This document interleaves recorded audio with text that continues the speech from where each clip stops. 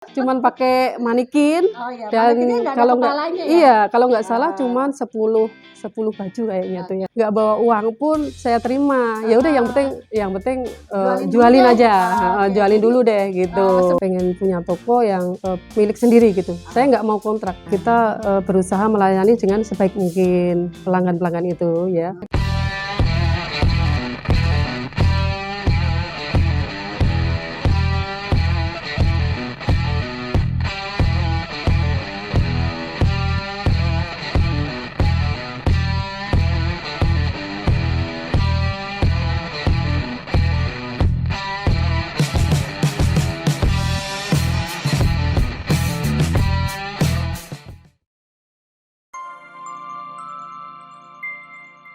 Video ini disponsori oleh PT Inovasi Sigma Perkasa, Knowledge Improvement for Dynamic Leaders. Halo sahabat DNA pengusaha, bertemu lagi dengan saya Asri Novita.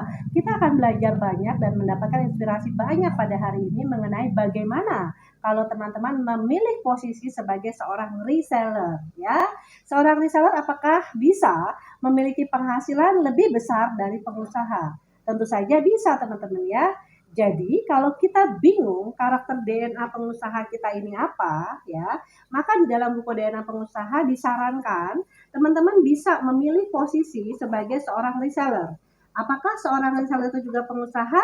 Ya, termasuk pengusaha. Karena apa? Karena dia mandiri, bekerja, mencari income gitu ya. Kemudian dia memasarkan produk-produk yang memang saat ini sedang naik daun ya teman-teman ya.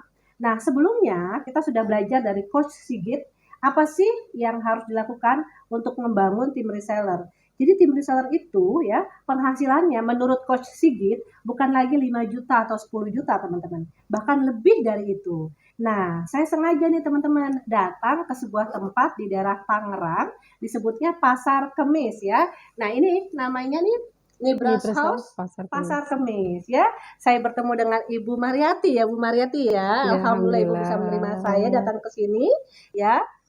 Luar biasa sekali saya menghadirkan Ibu Mariati di dalam channel YouTube DNA Pengusaha. Oke Bu Mariati, nanti kita ngobrol banyak ya Bu ya tentang Ibu, bagaimana sih perjuangan Ibu menjadi reseller.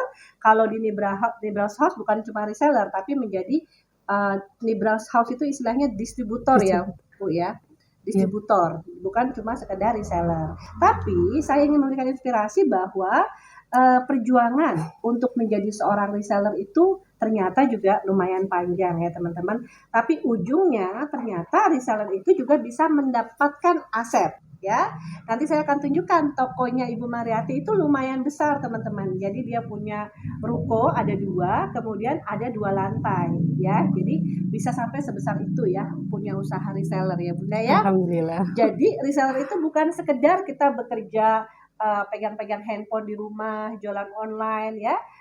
Kemudian barang nyampe di tempat customer ya. Mungkin awalnya Ibu Mariati seperti itu ya Bunda ya. Iya. Oke, setelah saya bertanya, Bunda Mariati itu sebetulnya 3 tahun pertama itu nggak punya apa-apa. Iya, betul Bunda ya. Betul. Nggak punya apa-apa. Jadi dia punya uang saat itu. Katakanlah masih di bawah 5 juta ya Bunda ya. Masih di bawah 5 juta. Saat itu memberanikan diri untuk daftar ya kan sebagai reseller atau agen istilahnya gitu ya Bunda ya. Gimana sih Bunda ceritanya pertama kali kok tertarik dengan Nibras ini gitu ya sebagai sebuah pilihan bisnis yang akhirnya membesarkan Bunda ini sampai sekarang punya toko yang lumayan besar gitu. Oke. Terima kasih sebelumnya ya Mbak, saya telah diundang ke YouTube channel Bu Asri. Terima kasih banyak. Assalamualaikum warahmatullahi wabarakatuh. Waalaikumsalam warahmatullahi wabarakatuh Bunda Mariati. Iya, perkenalkan saya owner NHS Pasar Kemis, yaitu Ibu Mariati. Iya. Dan saya pengen berbagi ilmu tentang bisnis saya, gimana perjalanan saya dari mulai awal merintis sampai hingga alhamdulillah seperti sekarang ini. Oke Bunda, kan Bunda pertama kali jualan dengan beli di Tanah Abang ya. Pada saat itu Bunda tidak ada keinginan untuk memproduksi sendiri ya produk seperti ini. Betul. Karena memang saya lihat dari tipe DNA pengusahanya Bunda bukan tipe orang yang mau bikin pola baju, Mhm, jahit baju iya, ya. Jadi ribet. Bunda tuh tipe orang yang pengen banyak bisnis, ya Iya, kan? Punya betul. banyak bisnis, tapi nggak usah bikin dari nol. Jadi bagian produksi itu bukan kerjaannya beliau lah, ya. Iya, Jadi bisa loh teman-teman kita ya jadi pengusaha, punya banyak aset, ya kan? Punya gedung bagus banyak, tapi kita tidak perlu memproduksi barang yang kita mau jual. Nah, inilah yang kita sebut sebagai kita menjadi agen atau reseller atau distributor ya Bunda ya. iya, Nah, Bunda kan punya nih browse house nih. Ya kan untuk punya nih browse house kan nggak gampang Bunda. iya, Saya tahu betul. modalnya besar ya kan. Iya, Tapi pasti dong ada kisah pertama kali Bunda setelah memang suka jualan dari baju Tanah Abang. Tapi kok tiba-tiba bisa nyangkut di nih browse house ya? iya. Gini Mbak ceritanya, Mm-mm. awal mulanya itu kan saya memang, pengen jualan baju, tapi belum tahu tuh tadinya merek-merek yang terkenal, kayak Mm-mm. gitu. Makanya Mm-mm. saya terus aja belanja, di Tanah Abang, gitu.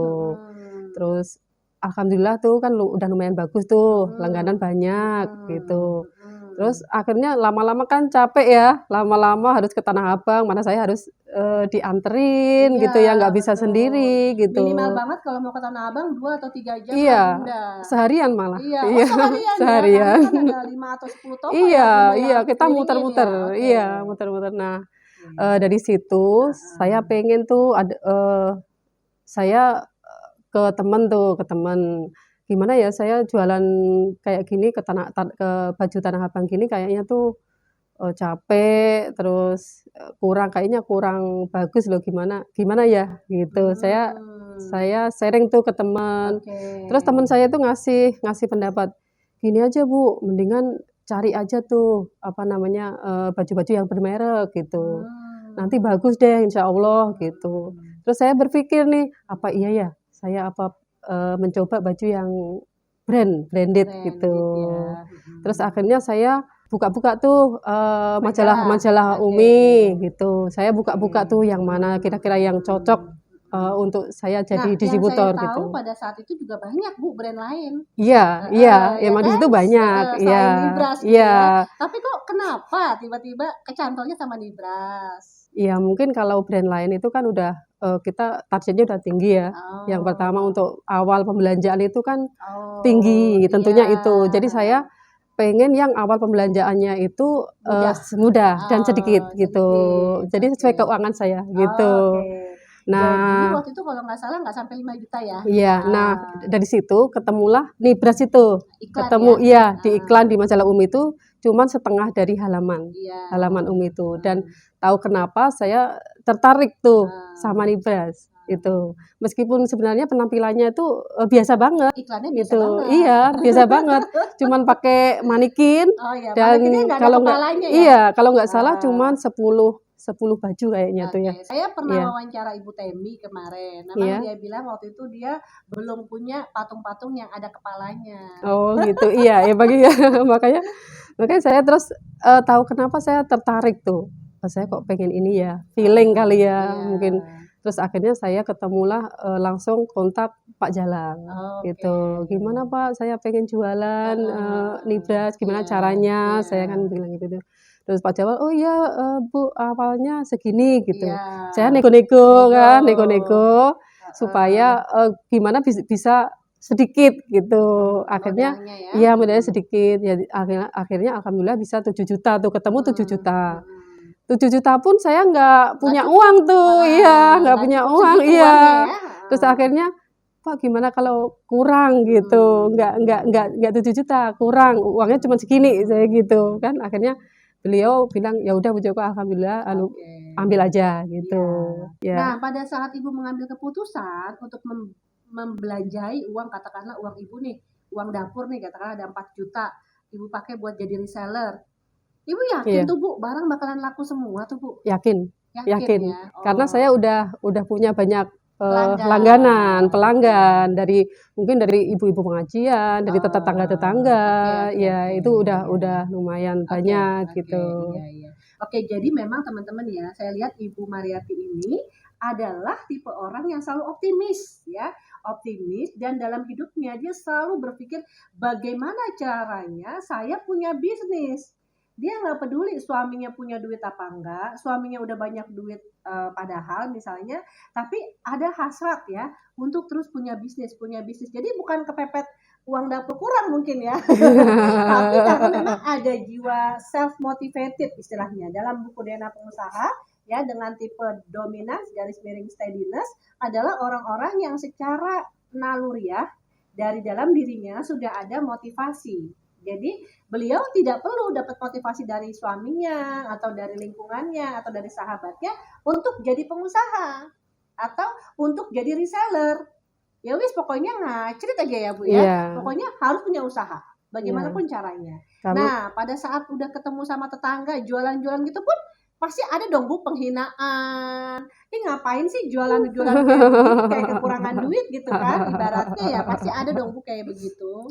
iya sih, namanya jualan kan biasa kayak gitu, ya Biasa kan. ya? Ibu udah biasa. Oh. Kalau saya sih udah biasa, Oh, ditolak gitu udah biasa iya. gitu.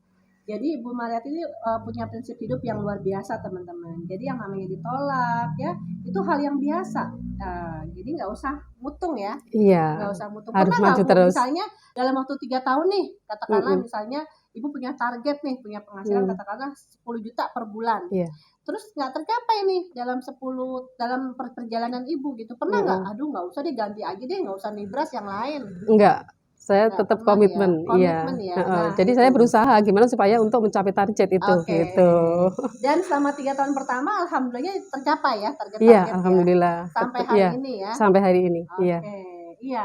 Jadi di PT Nibras itu juga ada target dan target itu dievaluasi terus teman-teman. Nah, beliau termasuk distributor yang bisa mempertahankan target dan bahkan selalu melampaui target-target Target, yang iya, diberikan. Padahal alhamdulillah. pertama kali mengambil keputusan untuk menjadi reseller, waktu itu harus memiliki uang 7 juta dan beliau belum punya uangnya, tapi tetap bersemangat ya. Dan saya juga tanya sama beliau, "Ibu kan barangnya banyak banget nih sekarang nih. Ketika ada orang nih Bu ya, ibu rumah tangga datang nih punya uang cuma 1,5 juta, Iya, pengen jadi agennya Ibu, kira-kira Ibu terima atau gimana Bu?" diterima. Diterima ya Bu Iya, ya? diterima. Oh iya, tapi kan sebelum itu bisa jadi ya Bu, Ibu juga kan ngebantuin nih Iya, orang-orang yang iya, punya uang cuma 500.000 tapi kredit gitu loh Bu. iya, iya. Nah, Ibu Pertama awalnya seperti itu. Saya tuh nggak oh. tegaan Mbak orangnya.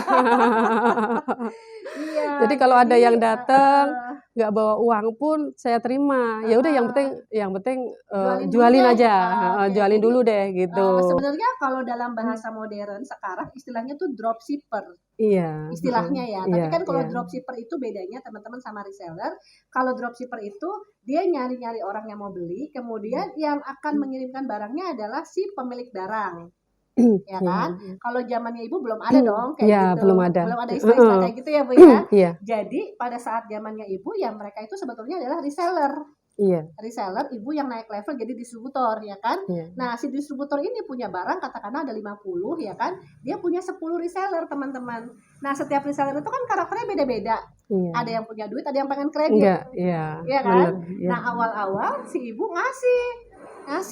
Iyalah, saya ngasih dulu. Tapi Karena saya usahanya Ibu akhirnya nggak terlalu, nggak terlalu bagus. bagus. Akhirnya saya memutuskan untuk stop. Iya, untuk Oh, yang kredit itu jadi stop. tidak lagi ada yang bisa dapat bantuan, Iya, akhirnya cash ya Bu? cash semua. Iya, Nah, alhamdulillah sampai sekarang bisa berjalan bagus dengan cara sistem cash. jadi akhirnya Iya, reseller itu dikasih pendidikan untuk bisa bayar cash ya. Nah, pada saat sistemnya sudah tunai semua, malah usahanya melejit iya, malah alhamdulillah malah maju. Cash ya, flow-nya malah bagus. maju. Cash flow-nya Iya, bagus ya Bu ya. iya, Oke.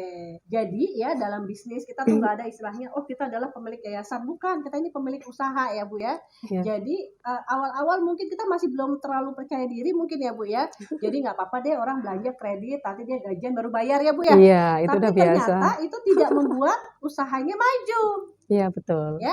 Jadi juga ada yang menasehati Ibu nih sepertinya. Ada. Sehingga berubah ya Bu ya Iya, dari yang tadinya sistem kredit bisa iya, 2 kali bayar, 3 kali bayar, akhirnya semuanya sistemnya cash ya. Akhirnya setelah semuanya cash tuh Bu, usaha Ibu maju setelah 3 tahun berjuang, kok tiba-tiba Ibu punya toko besar Bu? Gimana ceritanya Bu? iya namanya kita usahakan pengen maju ya Mbak ya. Ya. Jadi ya kita gimana caranya biar kita itu bisa, yang penting impian, saya punya impian punya toko gitu. Oke. Punya toko Jadi ya. pada saat pertama kali memutuskan membeli sebuah toko kecil, Iya. itu Ibu gimana tuh Bu ngambil keputusannya? Ya saya pokoknya pengen ini aja Mbak, pengen punya toko yang milik sendiri gitu. Saya nggak mau kontrak. Itu Oke. awalnya saya emang Uangnya nggak cukup? mau. Ya dicukup-cukupin aja. Jadi artinya karena beliau tidak mau ngontrak ya, harus punya toko, jadi dicarilah toko dekat rumah beliau di pinggir jalan ya, Iya, yang masih kecil. Nah, menurut kabar tetangga katanya toko itu kurang bagus. kurang laku Iya, ya, kalau kurang jualan bagus. apapun Untuk katanya, usaha apa aja itu nggak pernah kurang. laku ya Iya, katanya ya. kurang bagus. Tapi ya namanya rezeki itu Allah yang ngatur ya Mbak ya. Jadi saya Iya. optimis aja. Siapa tahu dengan saya untuk Jualan usaha di dari sini Ibu, ya bisa jalan lancar gitu. iya. Ya alhamdulillah sekarang bagus itu. Iya, Ibu pasti kan sudah jadi distributor dong. Iya. Levelnya lebih tinggi daripada reseller. Iya, Nah, pastinya banyak banget dong reseller di bawah naungan Ibu nih, ya kan? betul. Gimana sih Bu cara mendapatkan para reseller tersebut? Oke. Saya mendapatkan reseller banyak itu terutama yang pertama itu saya nyebar brosur. Oh, Yang nyebar pertama, brosur. iya. Ya di jalan-jalan, di Oh, di mana aja. jalan-jalan. Iya, di Wow, seru banget ya. Iya. Di jalan-jalan ya. Ya di kerumunan-kerumunan orang gitu Iya. saya datangin di situ. Oh, gitu. Saya nyebar brosur di Oh, nyebar situ. brosur. Iya. Mau kepanasan, Nggak mau malu? enggak. malu ya. Alhamdulillah enggak malu. Namanya bisnis kayak gitu, Iya. Mbak. Kalau malu enggak bakalan jadi. Oh, gitu. Ya ini pelajaran ya buat kita ya. Nggak pernah boleh malu. Iya. Ya, oke. Enggak boleh gengsi juga. Nggak boleh gengsi. Iya. Oke. Terus cara kedua Bu, selain itu? Mendatangi majelis-majelis taklim. Oke, jadi Iya. datang ke majelis taklim gitu ya. Iya.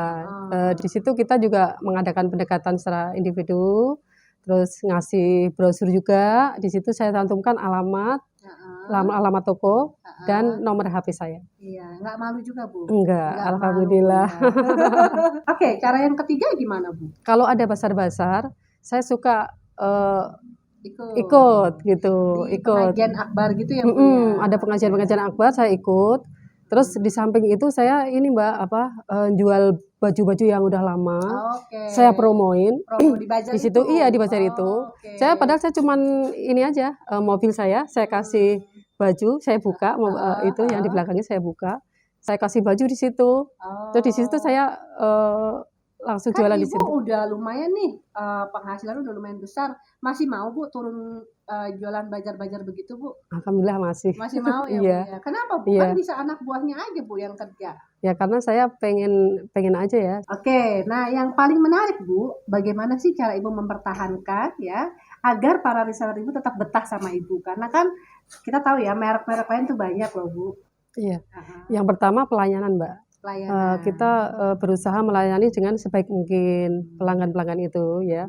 Baik meskipun dia itu sinis ke kita, suka protes ke kita, tetap kita layani dengan baik. Oke, Gitu. Yang kedua stok. Stok. Iya, stok itu sangat membantu sekali. Iya, saya lihat tadi banyak reseller datang ke toko ini ya, mereka happy karena stoknya selalu ada ya Bu ya. Alhamdulillah, iya. Dan di atas juga saya lihat banyak sekali. Iya. Jadi kalau pusat itu mengadakan model baru, itu saya selalu ambil. Oh, Gitu, oke. selalu ambil gitu. Jadi Nah, biar itu dia lah, orang kan agen-agen nyari yang iya. model-model terbaru Iya. ya, Bunda ya. Iya, jadi Oke. agen-agen itu nggak kecewa gitu Oke. dengan stok yang ada di kita. Benar, Gitu. benar. Jadi Bunda ini selalu menyempatkan dirinya untuk selalu pokoknya saya harus punya stok model-model terbaru. Iya. Walaupun nanti lakunya bulan depan nggak apa-apa, pokoknya saya simpen dulu ya. Iya. Gitu ya. Iya. Jadi akhirnya reseller pun ketika belum punya uang pada saat itu, dia mungkin baru datang seminggu kemudian atau 3 minggu kemudian, loh Iya. kok barangnya masih ada Masih ya? ada, Nah, iya. gitu ya kira-kira ya Bunda Iya. ya. Iya, betul.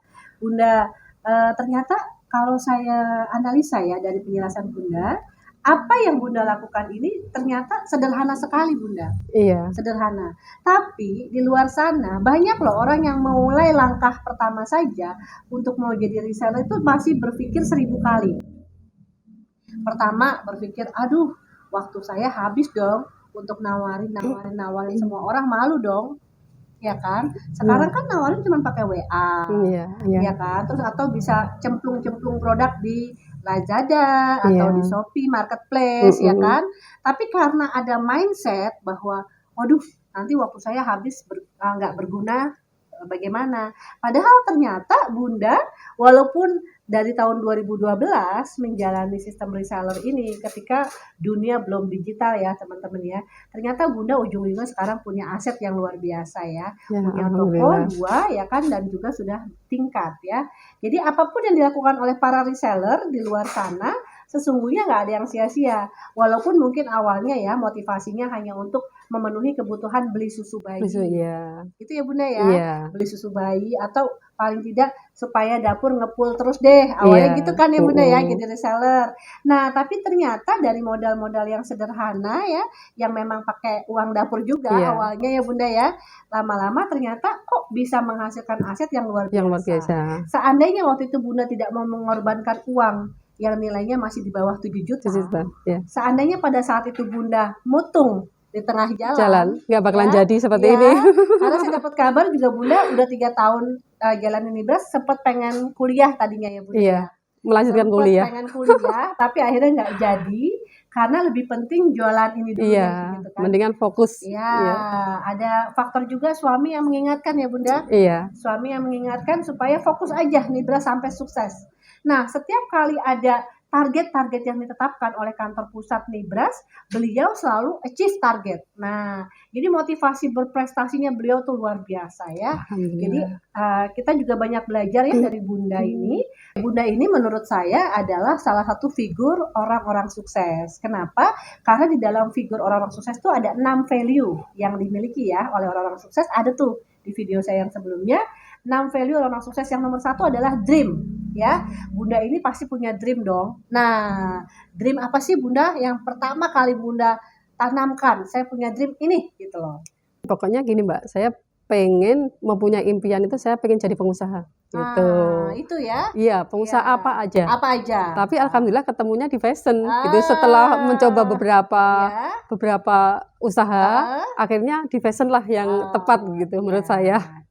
Jadi dengan pencapaian yang sekarang Bunda merasa impiannya sudah tercapai ya Bunda. Alhamdulillah. Dalam perjuangan dari tahun 2012 sampai 2021. Jadi kurang lebih 8 tahun ya Bunda ya. Oke. Dan ternyata setiap kali beliau juga ada acara grand opening atau apapun tetap dibantu oleh kantor pusat ya Bunda.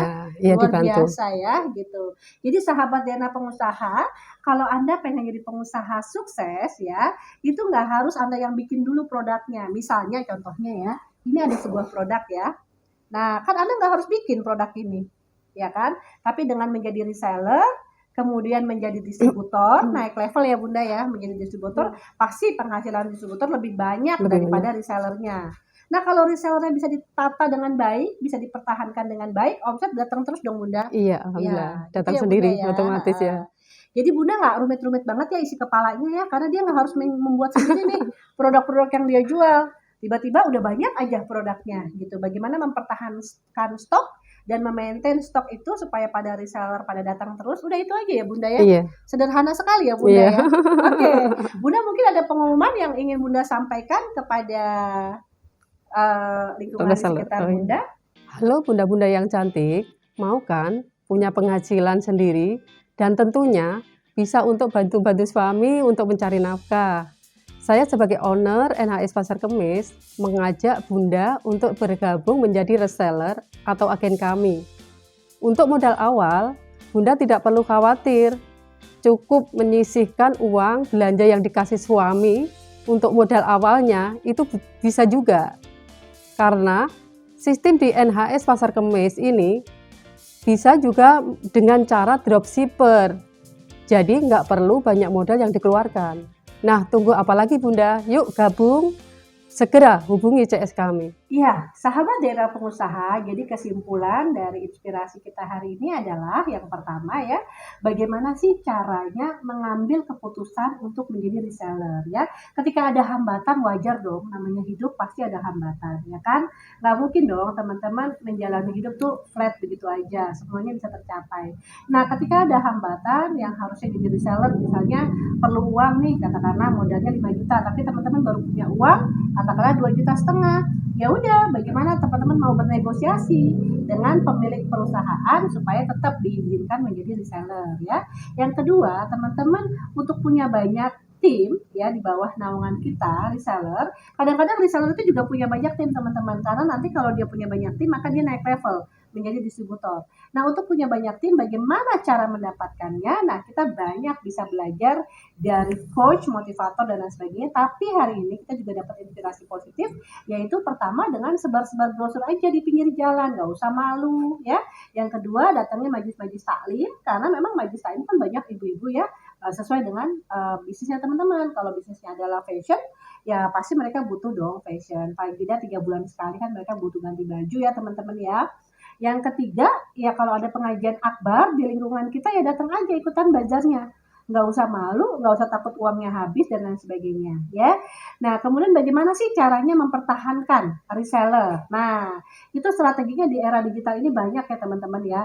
Tapi yang sederhana sekali yang saya dapatkan hari ini yaitu bagaimana kita punya stok cukup ya. Dengan stok yang ada cukup dan selalu dengan model-model yang terbaru itu akan membuat orang tuh eager ya, engage gitu ya, selalu pengen datang lagi ke tempatnya si ibu itu gitu ya, karena dia barangnya banyak dan selalu ada gitu. Jadi untuk ngejualnya lagi gampang.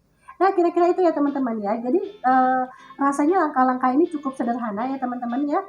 Kita sebut istilahnya kalau bahasa marketing ya, itu disebutnya direct selling ya. Jadi Ibu Mariati tadi banyak sekali menggunakan strategi yang disebut dengan direct selling ya, dengan menggunakan tim reseller. Nah mungkin teman-teman sekarang juga bisa menggunakan cara-cara lain, yaitu dengan posting-posting di marketplace ya, dengan jualan melalui Shopee dan lain sebagainya, atau punya website yang bagus, atau punya Instagram yang bagus dan lain sebagainya.